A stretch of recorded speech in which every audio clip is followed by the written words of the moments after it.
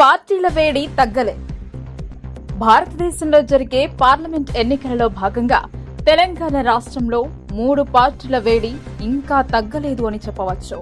BRS party చెబుతోంది, మాకు సానుకూలంగా ప్రజలు ఉన్నారని, ప్రజలలో ఉండే పార్టీ మాది కాబట్టి ప్రజలు పార్లమెంట్ సభ్యుడిగా మా పార్లమెంట్ సభ్యులను ఎన్నుకుంటారని మాట్లాడుతుంటే, మరో పార్టీ బీజేపీ ఖచ్చితంగా తెలంగాణ రాష్ట్రంలోనే కాదు యావత్ భారతదేశంలోనూ మా పార్టీ నిలబడుతుందని గట్టిగానే ఈసారి కూడా ఢిల్లీలో బీజేపీ జెండా ఎగరవలసిందేనని చెబుతున్నారు.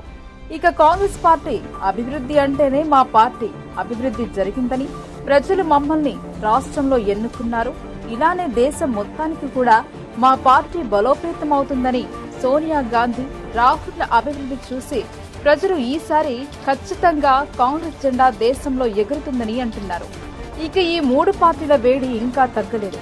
అంటే ఈ నెల 13వ తేదీ సోమవారం రోజున పోలింగ్ జరుగుతుంది కాబట్టి ప్రజలు ఎటువైపు మొగ్గు చూపుతారో జూన్ 4న ఎన్నికల ఫలితాల వరకు వేచి చూడాల్సిందే.